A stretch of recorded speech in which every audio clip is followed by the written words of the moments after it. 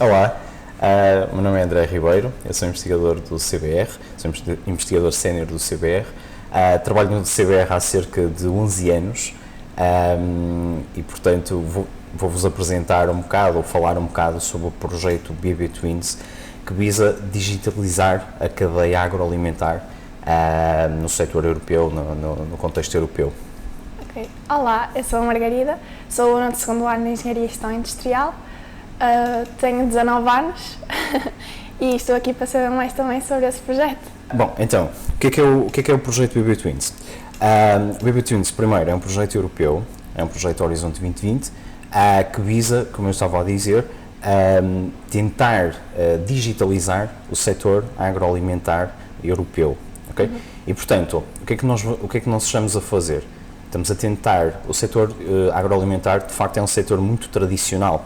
É um setor que, até pela sua gênese e como é criado, não tem a implementação das novas ferramentas informáticas que existem no mercado, existem atualmente, não é? E, portanto, nós estamos a tentar criar um modelo em que seja implementada, então, estas ferramentas informáticas da indústria 4.0. Estamos a falar de Internet of Things, estamos a falar de blockchain, estamos a falar de conceitos de biorefinaria e, portanto, o que nós estamos a tentar fazer é exatamente isso, ok? No contexto europeu. Sendo que, como é um projeto Horizonte 2020, temos então parceiros de vários pontos da Europa, Portugal, Espanha, Grécia, Polónia, Bélgica, Alemanha, etc. E estamos a fazer, como eu te disse, em contexto europeu e, portanto, temos dois casos de estudo, ok? Dois casos de estudo que é uma empresa muito grande de produção de carne, portanto, processamento de carne, que está situada em Espanha, e outra que é de processamento, de processamento, é uma cooperativa e também de processamento de fruta que está localizada na Grécia, ok? E, portanto, são estes dois casos de estudo. E um dos grandes objetivos do projeto BB Twins é a criação de um gêmeo digital, que em inglês se chama Digital Twin. Ou seja, o que é isto? Só para que também te explique assim um bocadinho melhor. O que é um gêmeo digital? O gêmeo digital não é mais do que uma representação digital, em modelo, okay, de um processo físico. Então, imagina, a empresa tem todo o fluxograma do processo, desde a entrada da matéria-prima, no caso não é, porque do processamento de carne é desde o animal, desde o alimento que se dá ao animal, não é?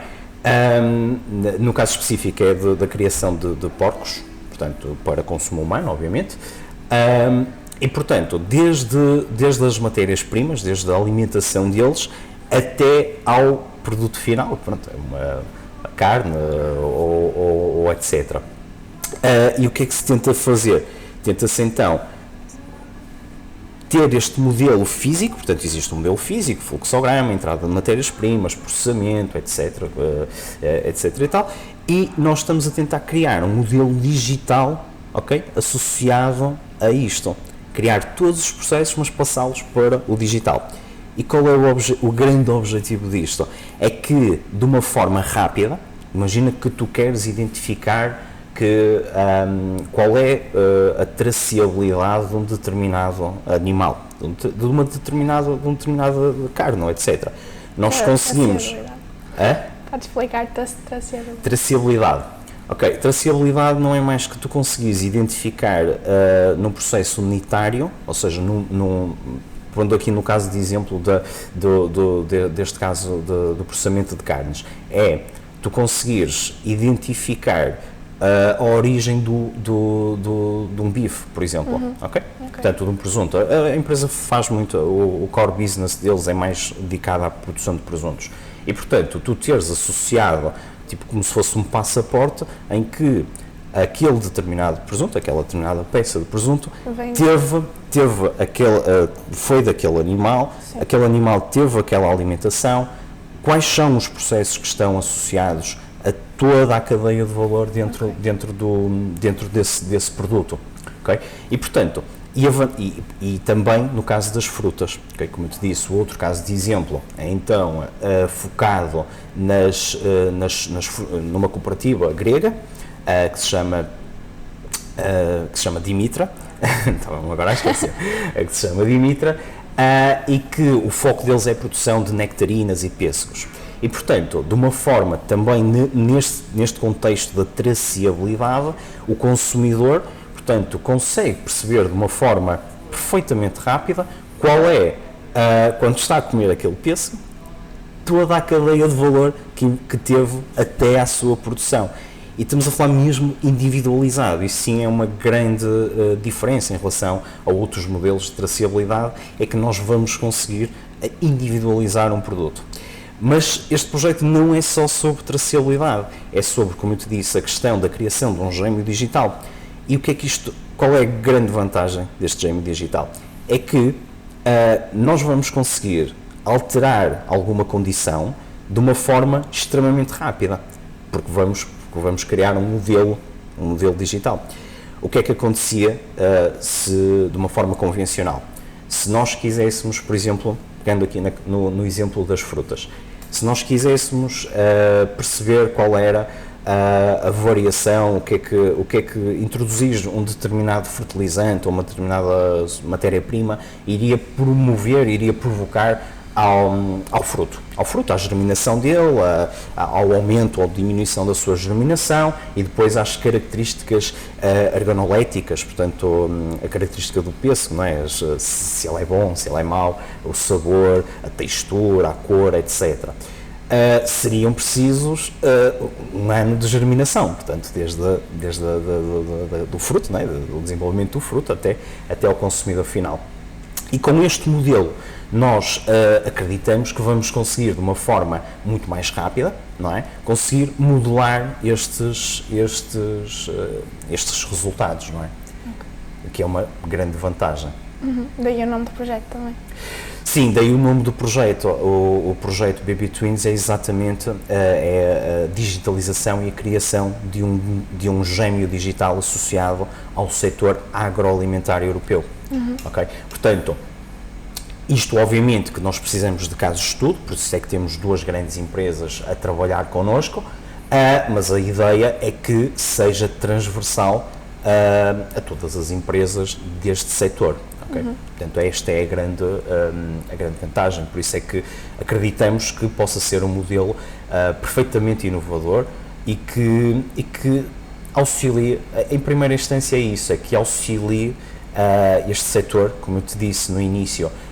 O setor agroalimentar é um setor muito tradicional, que ainda é muito avesso à implementação de novas tecnologias, por vários motivos, ok? Porque também um bocadinho por alguma pouca literacia por parte dos agricultores, normal, é um setor muito tradicional, mas é exatamente mostrar de que existe possibilidade de criar mais valor associado, evoluir também, um bocadinho isso, evoluir. E depois, Margarida, também há uma questão muito importante que é, nós temos atualmente as questões das alterações climáticas, não é? E que existem muitos desafios por parte da comunidade da Comissão Europeia que nós temos que responder, mais que não seja a neutralidade carbónica, etc. E o setor agroalimentar, apesar da sua importância, também é um setor que infelizmente é caracterizado por ter uma pegada de carbono, um impacto ambiental muito elevado. Okay? A nível europeu as estimativas são difíceis de obter e, portanto, há várias trends e várias formas de calcular, mas estima-se que possa representar cerca de 30% dos impactos ambientais na comunidade europeia. Okay? Portanto, é um valor bastante elevado.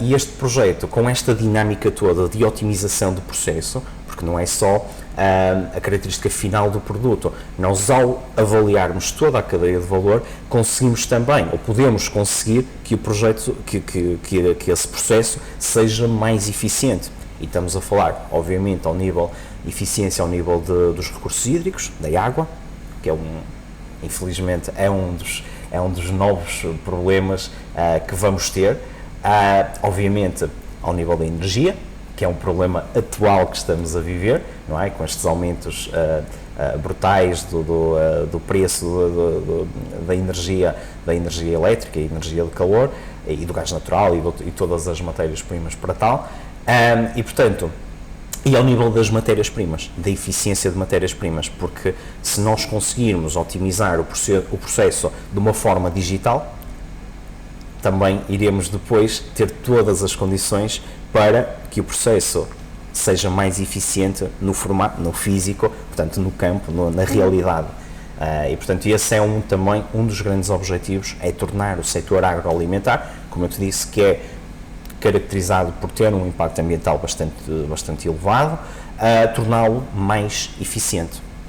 Outro grande objetivo do projeto BB Twins é exatamente a questão da economia circular, ok? Isto é um palavrão que provavelmente já ouviste falar, economia circular. Sim. Felizmente é um conceito, uma filosofia que está muito presente atualmente na sociedade, no tecido empresarial, e é um conceito que felizmente foi bem enquadrado e foi bem implementado, digamos.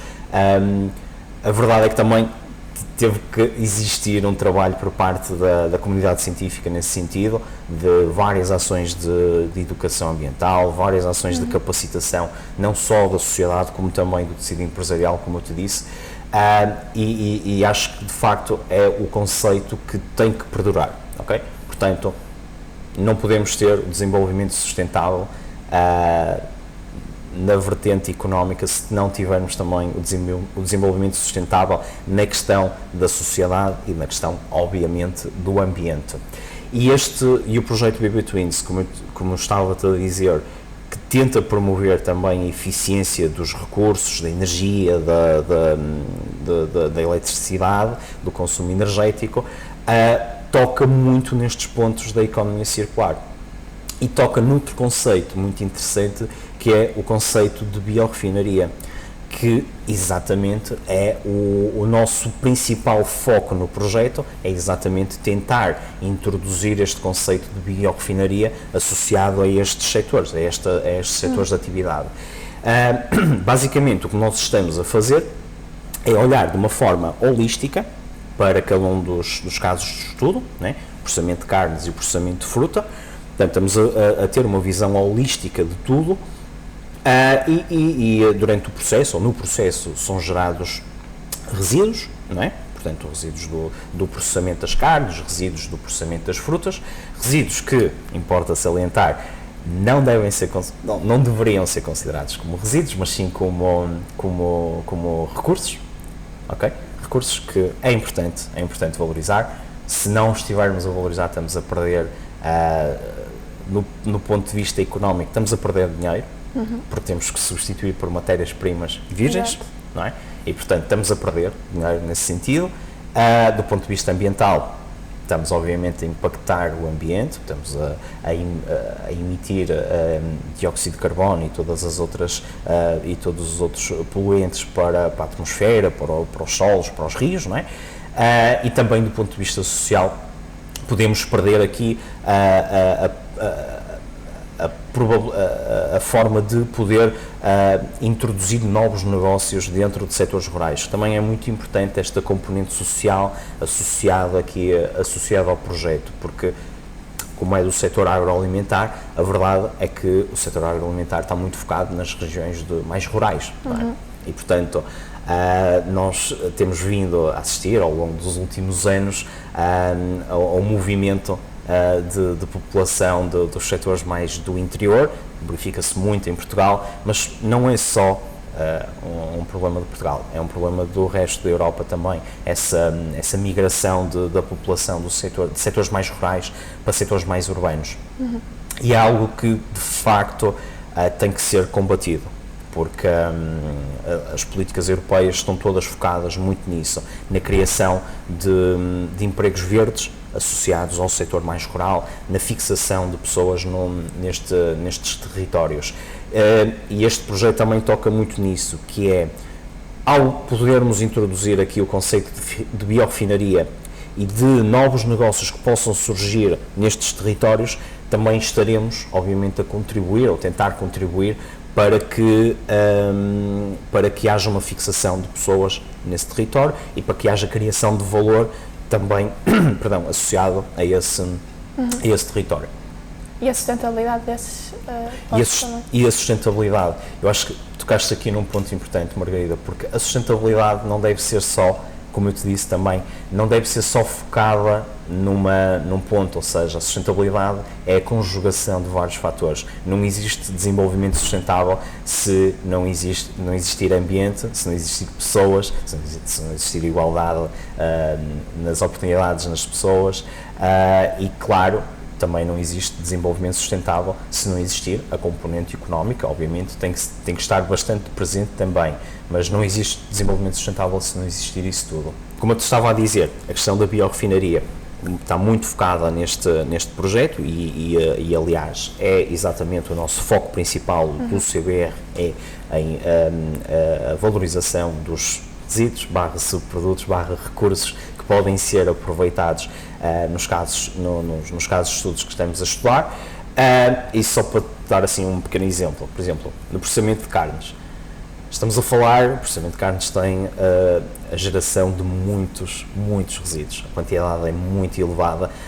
Também estamos a falar de uma empresa com uma dimensão muito grande, portanto, esta empresa que é um grupo, o grupo é Naturel, e tem dentro do grupo empresas dedicadas à criação dos animais, à criação dos efetivos animais. Depois tem uma empresa até antes disso que é a produção das matérias-primas, a criação das rações animais. Depois tem uma empresa do grupo dedicada à produção do efetivo, tem uma empresa do grupo para o processamento da carne e tem outra empresa do grupo para a produção, como eu te disse, que é o foco deste grupo, a produção do presunto, do produto final.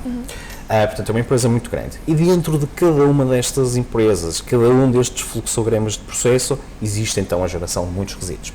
Olha, e estamos a falar, por exemplo, resíduos que são subprodutos animais. Estamos a falar de ossos de animais, ossos de porco, estamos a falar de pele, estamos a falar do pelo, estamos a falar, antes, na criação do efetivo, estamos a falar de uma geração muito grande de resíduos, que é o chorume animal, portanto, os dejeitos animais. Estamos a falar de uma imensidão de resíduos. E nós olhamos de uma forma holística para isto, e identificamos aqui caminhos mais sustentáveis então para cada um deles. E para cada um deles vamos criar, ou para os mais representativos, não podemos obviamente falar e tratar de todos, mas pensamos então em de que forma é que podemos acrescentar valor nesta cadeia de valor, acrescentar valor então à valorização dos resíduos. Só para dar alguns exemplos. Por exemplo, na questão do chorume animal, que é os dejeitos animais, a verdade é que existe convencionalmente, pode-se aplicar em determinadas condições este fluxo para a agricultura, como fertilizante, não é? Mas, dadas as elevadas necessidades energéticas que a empresa tem, e também face aos custos da energia que atualmente existem, nós estamos a estudar então a codigestão anaeróbia deste fluxo com outros fluxos que a empresa tem para a produção de energia. Okay? O que é a codigestão? Bom, a codigestão é basicamente digestão anaeróbia. Digestão anaeróbia é um processo de tratamento biológico para a produção de um gás, biogás. O biogás com outros processos podem ser então convertidos em energia, ok? Energia elétrica, energia calor, ou então até, inclusive, podem ser injetados na rede de gás natural, ok? Alguns processos de limpeza de gás, etc. Mas no plano teórico podem ser estes os caminhos para. E nós estamos a estudar exatamente a codigestão anaeróbia, porquê? Porque vamos ao fluxo dos dejetos animais, etc., das águas de tratamento também, vamos então adicionar outros fluxos que vêm da empresa, e a isto chama-se um processo de codigestão, ok? Portanto, é tirar partido das características, das melhores características que cada fluxo de resíduo possa ter para então produzir isto. O objetivo é um bocadinho transformar os resíduos em recursos, não é? É isso, basicamente. Pronto, este focado aqui na parte dos dejetos animais e de alguns subprodutos animais também, que eles produzem em grande quantidade. Outro tem que ver, por exemplo, posso dar o exemplo dos ossos, os ossos animais. Tradicionalmente os ossos animais podem ser utilizados como matéria-prima na constituição de rações animais. É um processo mais convencional, tem ali algumas nuances e algumas questões até mais societais que isso, e nós estamos a estudar uma opção que cria mais valor para isso, porque isso é uma opção que de facto de baixo valor acrescentado, e nós estamos a estudar uma opção que cria mais valor associado à valorização desse resíduo específico, que é a produção de um biomaterial que pode ser aplicado, por exemplo, na dentição ou em próteses, etc. E, portanto, nós até tenho aqui um pequeno exemplo, também não é mesmo pequeno, porque, mas, portanto, este material é um biomaterial que sofreu, obviamente, vários processos. Isto era um osso, portanto, imagina um osso com várias contaminações. Nós desenvolvemos processos de pré-tratamento, de conversão e depois de purificação para este produto, e este produto, teoricamente, ou no plano agora comercial, poderia ser utilizado como um biomaterial para estas aplicações que te falei. Okay? Isto tem um nome muito complicado, que se chama hidroxiapatite, que é um nome bastante complicado, mas que tem esse foco, então, que pode ser utilizado como um biomaterial e que vem de resíduos. Resíduo do osso de animal, okay? Do osso de porco, neste caso, específico. Alguns destes exemplos não são fáceis de te mostrar, porque são uma escala mais laboratorial, para já uma escala mais laboratorial, mas, por exemplo, temos então a questão da recuperação e da extração de colagênio, ok? Colagênio é uma das proteínas mais utilizadas para vários fins, cosmética, alimentar também, mas sobretudo na cosmética, de colagênio e também de queratina, que são duas proteínas que conseguimos também extrair, uma do pelo e outra da pele do animal. Portanto, estamos a falar de resíduos, estamos a falar sempre de resíduos, e nós conseguimos extrair por um processo algo complexo, mas que nós tentamos que seja o mais sustentável possível, ok? Conseguir extrair duas proteínas que têm uma utilização massiva, como tu disseste também, e bem, muito focada aqui na questão da cosmética, e que pode ser um acrescento de valor, ou estar-nos a dar valor acrescentado a um resíduo que lá está, que não tinha, que em muitos casos e em grande maioria dos casos não tinha valorização. E em muitos casos o que acontece é que, não tendo valorização, são depositados depositados em resíduos para aterros perigosos, porque estes tipos de resíduos são perigosos e, portanto, em muitos casos o fim de vida deles é um fim de vida de aterro para resíduos perigosos, ou então processos de incineração para destruir esse material. Basicamente não está a acrescentar valor. E aqui focado na indústria do processamento de carnes é exatamente a criação de valor acrescentado. E a criação de valor acrescentado vai estar focada na redução das matérias-primas, mas também na criação de linhas paralelas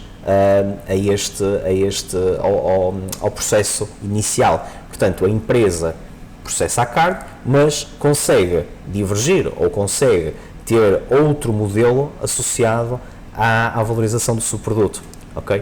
E é isto que é o modelo de biorefinaria, ok? E isto é muito o modelo de economia circular. Exato. Exatamente. Ok, boa.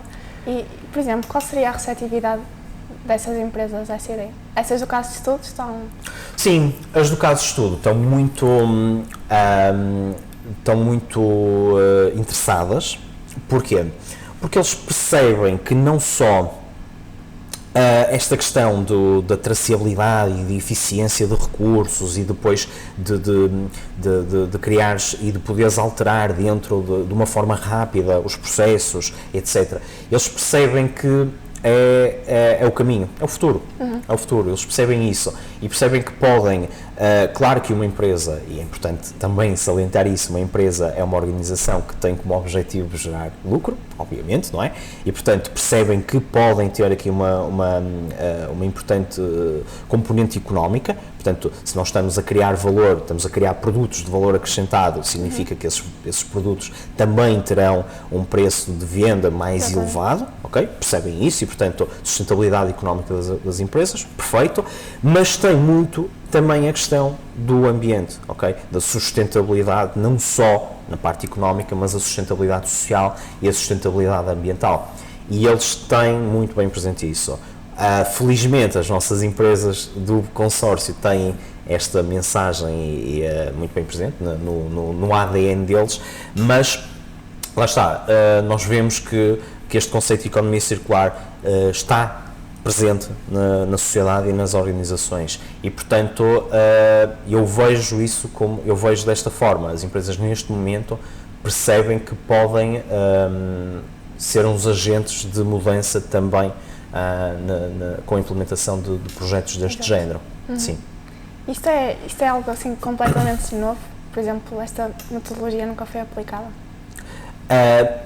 Bom, algumas das metodologias que estamos a estudar são inovadoras. Eu vou-te falar do outro caso de exemplo em que estamos a implementar metodologias mais inovadoras, algumas das quais, vamos ver, a digestão anaeróbia já é um processo bastante estudado, etc. A realidade é que, apesar de ser um processo mais ou menos convencional, não é muito aplicável.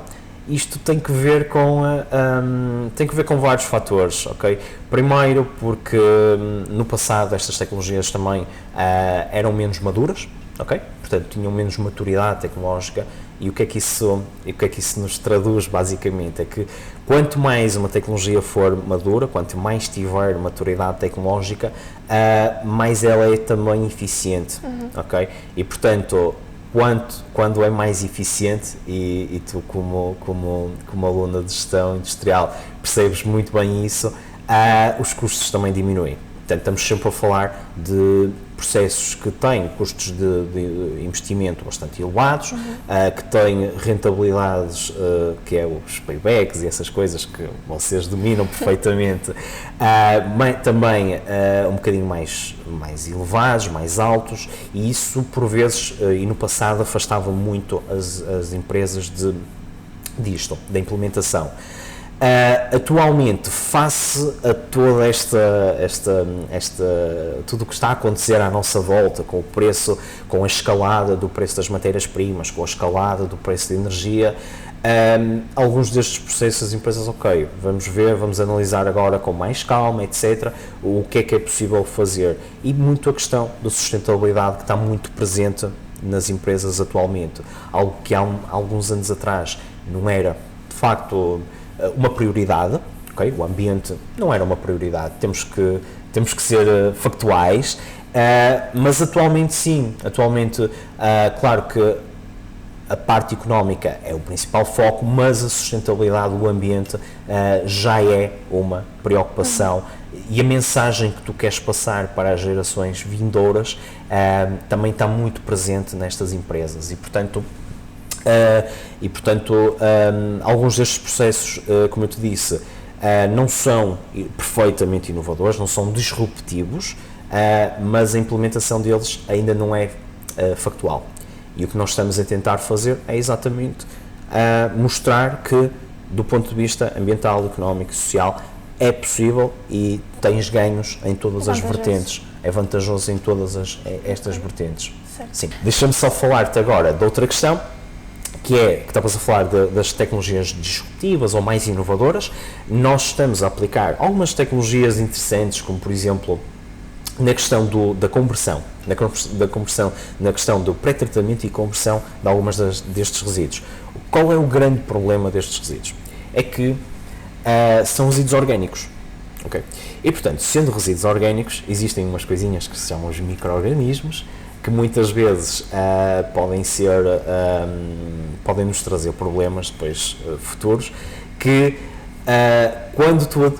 e também são resíduos que têm uma grande percentagem de água.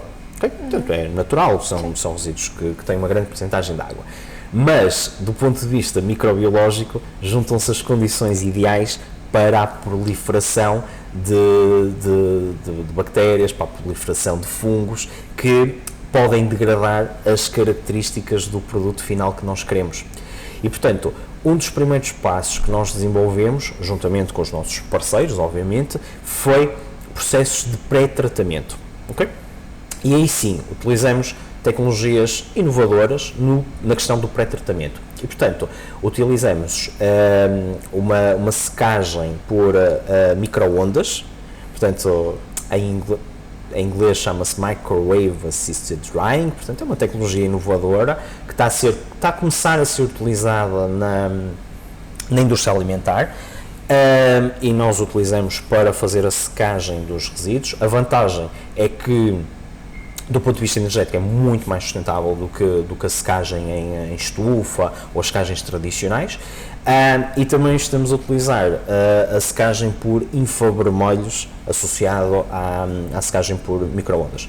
E isso são tecnologias, digamos, não são disruptivas, mas são inovadoras para este setor. E o que é que isto nos permite? Permite-nos então reduzir a quantidade de água que está presente no resíduo e desta forma ter todas as condições para o poder, através dos processos que estamos a desenvolver, convertê-los então em produto. Okay? Vou-te, por exemplo, mostrar aqui um exemplo. Isto não parece, mas isto é pêssego. Isto não parece, mas é pêssego. Portanto, o pêssego, mais de 90%, 90 e tal por cento do pêssego é água. Okay? Portanto, do ponto de vista, como eu te disse, da produção da criação do novo produto, isso traria-nos questões, as questões que te falei, da proliferação dos organismos, etc. Então, nós desenvolvemos aqui, estudamos várias condições operacionais para a aplicação destas duas tecnologias de secagem, como eu te falei, e, portanto, isto daqui são resíduos perfeitamente de pêssego, okay? Fibrosos, perfeitamente secos, portanto, consegues ver, não tem cheiro, o que também é algo muito interessante, e reduzimos a percentagem de água para valores abaixo de 5%, o que nos permite, então, a partir deste resíduo, portanto, isto é o resíduo de processamento da fruta, seco, perfeitamente seco por esta tecnologia, podemos então atuar e converter e fazer produto a partir disto. E o que é que nós estamos a fazer? Bom, o que é que nós estamos a fazer? Estamos a fazer, através de uma tecnologia também inovadora, que se chama extração por fluidos supercríticos, é um nome assim muito complicado, e a extração por ultrassons, estamos a tentar extrair uma coisa que se chama polifenóis, okay? Que, devido à sua atividade, pode ser também utilizado na indústria alimentar com muito sucesso, e é utilizado na indústria alimentar com muito sucesso. A utilização destas duas tecnologias, em complemento com a outra, é que traz então a sustentabilidade do processo. Okay? A extração por fluidos supercríticos não é mais do que nós estamos a testar alguns fluidos, entre eles acreditamos que o mais sustentável é o dióxido de carbono, portanto, e depois temos outro processo associado que é ultrassons, que basicamente aplicamos uma frequência bastante elevada a este resíduo, a este daqui, né? Aplicamos uma frequência muito elevada e a molécula é algo que está aqui dentro, então é libertada pela aplicação desta frequência com elevada, ok? Portanto, o objetivo é depois extrair uma molécula que está aqui, que se chama polifenóis, que está aqui dentro. Só que, como secamos o produto por este método sustentável, não temos problemas da questão da degradação que depois isso poderia provocar no produto final que pretendemos obter. E também é uma questão importante, que é pêssego e outros frutos, e todas as frutas são produtos sazonais, não é? São produtos sazonais. E, portanto, é muito difícil as empresas que vão processar isto conseguirem manter o resíduo intacto, não é? A fruta intacta durante um ano inteiro. E ao fazermos este processo de secagem conseguimos que haja uma indústria que possa estar o ano inteiro a trabalhar na extração disso. Depois, só para te dizer apenas que na questão dos frutos ainda vamos trabalhar nesta questão do processamento, ok? Extração dos polifenóis, mas também olhamos para um dos resíduos que é produzido em maior quantidade na produção, neste caso não é no processamento, mas sim na produção do fruto, ok? Portanto, que se chamam as podas das árvores. Okay? As podas das árvores não é mais que, no caso do pêssego é 2 vezes por ano, os ramos das árvores têm que ser cortados. Okay? Têm que ser cortados. Tradicionalmente, o que é que fazem a este recurso? Nada. Portanto, às vezes até ainda fazem mal, pior, que é queimá-lo no campo. Assiste-se muito em determinadas alturas do ano, em março e por aí, a haver muitas queimadas destes materiais. Estamos a desperdiçar recursos. Esses recursos podem ser utilizados como biocombustível. E nós pegamos então nas podas das árvores, do pêssego, né, dos ramos das árvores, fazemos aqui um processo de trituração, okay? Portanto trituramos isto muito bem e produzimos então estes briquetes, estas coisas, que se calhar já viste até a ser comercializados, e portanto produzimos então estes briquetes aqui em equipamentos existentes no CBR, e este é um combustível que pode ser utilizado, inclusive o que estamos a estudar é a utilização do processo de briquetação dentro da empresa para que gere energia para a secagem das frutas e para a conservação das frutas. Desta forma, o que é que temos? Temos um perfeito exemplo de economia circular, completamente. Portanto, das frutas conseguimos aproveitar coisas, a energia que vem de outro resíduo da criação na árvore vai alimentar a energia, pode alimentar o processo de secagem, pode alimentar a preservação da fruta. Portanto, temos aqui um modelo de economia circular completo. Estes processos são todos explorados aqui no CBR? Sim, nós, portanto, dentro da orgânica de um projeto europeu o projeto europeu está dividido em várias atividades, várias tasks e work packages. Portanto, o CBR é responsável por esta work package, por esta fase de trabalho relacionado com a biorefinaria, portanto, com a valorização destes resíduos em produto. Sim. Okay. Claro que, obviamente, temos todas as interações com o resto do consórcio. Nós somos, salvo erro, não tenho a certeza agora, mas somos mais de 10 entidades. Portanto, estamos espalhados, como eu disse, aí pela Europa e pronto, basicamente cooperamos a todos os níveis técnicos e tecnológicos, não é? Mas sim, mas na orgânica do projeto somos então a entidade que está responsável pela criação e produção destes produtos.